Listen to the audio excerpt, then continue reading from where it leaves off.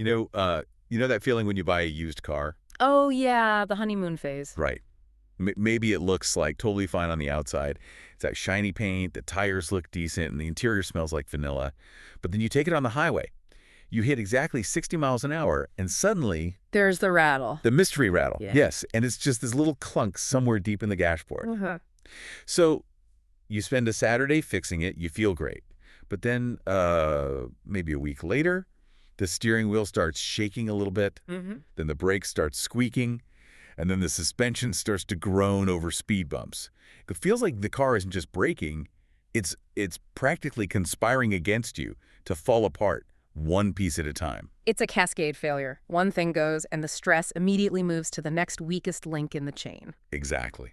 And, looking at the research we have in front of us today for this deep dive, it seems like a lot of us, and I'm definitely pointing the finger at myself here, we treat our bodies exactly like that old car. We really do. We get a twinge in the knee, so we ice the knee and just forget about it. 6 months later, the hip feels tight, so we stretch the hip. Then, weirdly, the shoulder locks up when we're reaching for a coffee mug, and we just think, well, I guess I'm falling apart. Bad luck, bad genes, I'm just getting old. That is the default narrative, isn't it? It's that classic wear and tear theory. We just assume our joints are like brake pads. They just rub away until they're gone. Right. But the sources we're diving into today, specifically regarding biodynamics and this concept called joint genesis, they suggest that we are looking at this completely wrong. It isn't random bad luck. It is highly mechanical. And more importantly, it is systemic. Systemic. That's the word that jumped out at me in the prep notes. Yeah. Because usually, if my knee hurts, I assume I stepped funny on a curb. I don't assume my knee pain implies anything about my shoulder. That feels like a massive leap. It feels like a leap because we are trained to view the body as a collection of spare parts. You have a knee doctor, a back doctor, a shoulder specialist. Right. Totally siloed. Exactly. But the research paints a picture of a unified machine. When one part loses its efficiency, the whole system has to compensate just to keep you moving. So today, our mission is to open up the hood. We aren't just talking about surface-level pain relief. We are going to deconstruct the engineering masterpieces that are your joints. I love an engineering deep dive. It takes the mystery out of it all. It really does. We need to understand why the stiffness migrates and what is actually happening inside that joint capsule. Okay, so before we get to the solution, which the sources suggest involves a very specific molecule, we need to understand the machinery. We have to look at the big three: the knee, the hip, and the shoulder. The holy trinity of movement. If these three are working, you feel young. If they aren't, you feel very, very old. Let's start with the knee. To the average person, or at least to me, the knee seems pretty basic. It bends forward, it bends back, it stops you from falling over. It's basically just a door hinge made of bone, right? See, that is where the engineering gets wild. Calling the knee a door hinge is a massive undersell. A door hinge just holds a piece of wood up. Your knee is a precision hinge that has to operate under insane conditions.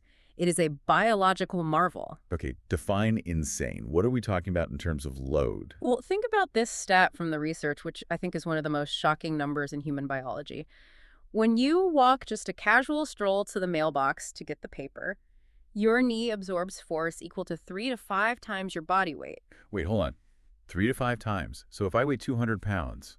Your knee is eating up to 1,000 pounds of force every single step. That doesn't even seem physically possible. If I put a 1,000-pound weight on a regular metal door hinge, it would snap in half immediately. It absolutely would. But your knee doesn't snap because it has a secret weapon. It's not just bone meeting bone. If it were, it would shatter on the first step. It is a pressurized hydraulic system. You have the femur, which is the thigh bone, and the tibia, the shin bone. But between them and coating them is this incredibly sophisticated substance called synovial fluid. Synovial fluid. I've heard the term usually in medical dramas when someone has a sports injury, but in my head I just picture water.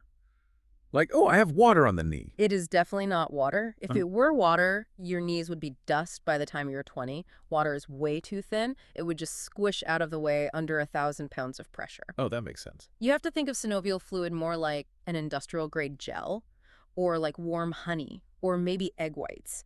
It's highly viscous. It's slippery. Its sole job is to separate those bones so they literally never touch. So the bones are actually floating. Ideally, yes. The fluid creates a frictionless glide. When that fluid is healthy and thick, You don't feel your knees at all. They just float. That massive pressure is absorbed by the fluid, not the bone. So the knee is designed to handle that massive compression, provided the hydraulic fluid is there to take the hit. Exactly. It relies entirely on the cushion. Okay, so that's the precision hinge. Now let's move up the chain to the hip. This feels like a totally different animal mechanically. It doesn't snap and pop the way knees do. Completely different. The knee is exposed. You can feel it right under your skin. You can bump it on a coffee table. The hip is the load-bearing anchor. It's a ball and socket joint buried deep inside your musculature. It's very protected. Which is why I assume hip pain feels different. I feel like people describe hip pain in weird, vague ways. Right. You rarely point to one specific spot on your hip and say, ouch, right there, the way you do with a knee. Hip dysfunction is much sneakier. It manifests as restriction first, pain second. Like what are the warning signs for the hip? The morning shuffle, you get out of bed and you take tiny shuffling steps because your stride length has shortened overnight. Oh. Or you realize you can't bend over to tie your shoe without sitting down first. Oh, yeah. The classic old man groan when putting on socks. Exactly. That's the hip structure saying, hey, I don't have the lubrication to rotate freely in this socket anymore, so I'm going to lock down the muscles to protect myself. It's guarding itself. Precisely. And since it's the anchor, it carries the weight of the entire upper body, right? Yes, your torso, your head, your arms, it all funnels down into the pelvis and the hips. If the hip is stiff or rusty, everything above it is sitting on an unstable foundation. It changes how you carry yourself. We'll get to that domino effect in a minute because I think that's the scariest and maybe the most enlightening part of this research. But we have to hit the third one, the shoulder. This is the one that seems to annoy people the most. It's the I can't sleep on my side joint. The shoulder is a fascinating biological trade-off. In engineering, you usually have to pick one, stability or mobility. You can't really have both at 100%. The hip chooses stability. It has a deep socket, and it's really hard to dislocate a hip. Right. The shoulder chooses mobility. Because we need to reach, throw, climb, scratch our backs.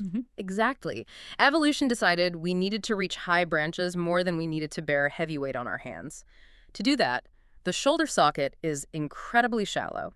The analogy often used in biodynamics is a golf ball sitting on a tee. That sounds incredibly precarious. Yeah. A golf ball falls off a tee if a slight breeze hits it. It is precarious. It gives you a full 360-degree range of motion, which is amazing. But because there isn't a deep cup of bone holding it in place, it relies heavily on soft tissue and, you guessed it, lubrication to stay centered. So if the lubrication dries up in the shoulder, the consequences are pretty much immediate. Immediate and loud. That's why the shoulder is so noisy. Clicking, popping, grinding when you rotate your arm. That is the sound of a golf ball rattling around on a dry tee. It's hypersensitive to friction because it doesn't have the structural lock that the hip does. Okay, so we have these three distinct masterpieces. The hinge, the anchor, and well, let's call it the free spirit of the shoulder. But here's the thing that really struck me in the source material. These joints are all different shapes, doing different jobs, located feet apart from each other. And yet, for most people, they start acting up around the exact same time in life, usually mid-40s, maybe 50s. It's a midlife maintenance cluster, yes. Is that just a coincidence? Did the warranty on my cartilage just expire on my 40th birthday? Or is there a connecting thread here? It is absolutely not a coincidence, and this is the core insight of this deep dive. We have to stop thinking of the knee and the shoulder as separate entities. They are fed by the exact same supply chain. When you see stiffness appearing in multiple places, you aren't looking at three separate injuries. You are looking at a systemic failure of the lubrication system. A supply chain issue? The warehouse is empty. Precisely. And at the center of that supply chain is a hero molecule. The research identifies it as hyaluronan. Hyaluronan. I feel like I see that on expensive face creams all the time. Hyaluronic acid, is that the same thing? It is the exact same molecule, and there's a reason it's in face cream. It loves water. Chemically, it is a space filler. It binds to water molecules and holds them in a specific tight structure in your skin that makes you look plump and dewy. But inside the joint capsule, hyaluronan is the magic ingredient that turns water into that thick, shock-absorbing gel we talked about. So it gives the fluid its thickness, its substance. Its viscosity, yes. Yeah. Imagine the difference between pouring water onto a table and pouring honey onto a table. Water splashes, it runs away, it offers zero cushion. If you smack your bare hand on a puddle of water on a hard table, it hurts. Right. Honey coats, it sticks, it absorbs impact. Hyaluronan is what makes your synovial fluid act like honey instead of water. So what happens to this molecule as we get older? I have a sinking feeling I know the answer. It's a classic supply and demand problem. When you're young, your body produces hyaluronan in massive quantities. Your joints are literally swimming in this thick protective gel. You can jump off a swing set and land on your knees and laugh. But starting as early as our 30s, that production creates a downward curve. The factory slows down. Drastically. And simultaneously, an enzyme in the body, think of it as a Pac-Man, starts breaking down the remaining hyaluronan faster than you can make it. So you're making less and losing more. That's a terrible economic model for a joint. Correct. And the result is that the synovial fluid loses its internal structure. It thins out. It goes from honey back to water. And water can't handle 1,000 pounds of force in the knee? No, it can't. So the cushion is gone, the bones get closer together, the friction starts, and because this drop in hyaluronan is happening in your blood, in your cells, everywhere it happens, in the knee, the hip, and the shoulder simultaneously. That completely explains the migration. It explains why my old car is falling apart all at once. It's not that the pain is moving from joint to joint, it's that the drought is happening everywhere. The drought is a perfect way to describe it. It is a systemic dehydration of the joint tissue. Your joints are essentially raisins when they used to be grapes. Okay, so the drought hits, the fluid thins. But the source material talks about something called the domino effect. This is where the biomechanics really come into play. I want to walk through this because I think this is where you, the listener, are going to see yourself. This is where the mystery back pain comes from. This is crucial because you might think, okay, my knee hurts, I'll just limp a little bit. But the body is a kinetic chain. Everything is connected to everything else. You cannot isolate a movement. So let's trace the path. Scenario. I'm 50 years old, my hyaluronan is low, my knee starts grinding. Step one. Step one is pain. Your brain hates pain. It will do anything to avoid it. So unconsciously, you don't even know you're doing it. You alter your movement to avoid that pain. You stop putting full weight on the bad knee. The subconscious limp. The hitch in the step. Right. Step two. You shift your center of gravity to the other leg to compensate. Now, think about your hips. Your hips are designed to be level, like a balanced scale. If you shift your weight, you are permanently tilting the pelvis. One hip goes up, one goes down. And the hip joint, the anchor, isn't designed to operate at a tilt. No. It causes the ball to rotate unevenly in the socket. It creates a grinding point at the top of the hip. So now, 3 months later, your hip feels tight and stiff. But I'm still blaming the hip. I've forgotten it started with the knee. Exactly. You're stretching your hip flexors thinking that's the problem, but it doesn't stop there. Step 3. The spine. If your pelvis is tilted, your spine has to curve to keep your head upright. Wait, why? Because if your hip's tilted and your spine stayed perfectly straight, you'd walk around leaning sideways like the Tower of Pisa. Your brain won't allow that. It wants your eyes level with the horizon. So it forces the spine to twist or curve to get you back to center. Oh, wow. So now I have lower back pain. Correct. And step 4, the shoulders. Because your spine is twisted or hunched, your shoulders round forward. Remember the golf ball on the tee? It's now sitting on a tilted tee. And gravity is pulling it forward, grinding it against the front of the socket. Now you have shoulder impingement. You can't reach overhead without a sharp pinch. That is actually kind of terrifying. One stiff knee effectively re-architected the entire skeleton. That is the domino effect. And the tragedy is people end up treating the symptoms in reverse. They go to a chiropractor for their shoulder, they stretch their back, they massage their hip, but they never address the root cause, which was the loss of lubrication in the knee that started the chain reaction. It's chasing ghosts. It's chasing ghosts in a machine that is crying out for oil. So let's talk about the solution landscape. Because if I'm listening to this and I'm realizing, oh my God, I'm in the domino effect right now, my instinct is to do what I've always been told. Stretch. Yeah. Do yoga, foam roll, take an ibuprofen. And look, none of those things are bad. I want to be clear about that. Stretching is good for muscles, but we have to look at what they actually do physically to a joint. The source uses this analogy of the rusty hinge. It's the best way to visualize it. Imagine a metal door hinge that has been outside in the rain for 20 years. It's rusted shut. It's bone dry. Now, if you want that door to open, you can force it. You can grab the handle and pull with all your might. You'll probably hear a loud screeching sound. You will. And you might eventually get the door open. That is what stretching is doing to a dry joint. You are pulling on the muscles and tendons around the joint, forcing the joint to move through its range of motion.